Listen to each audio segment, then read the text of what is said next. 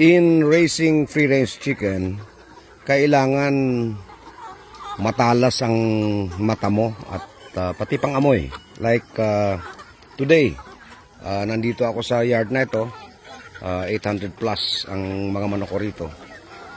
These are about 4 months old, and napansin ko kagad na may amoy, no?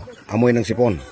So kailangan ma-address kagad yan, sapagkat hindi pwedeng patagalin at hindi pwedeng pabayaan, kasi makakahawa-hawa kung hindi ma-address kagad yung sipon. So starting this afternoon, maglalagay kami ng gamot sa tubig.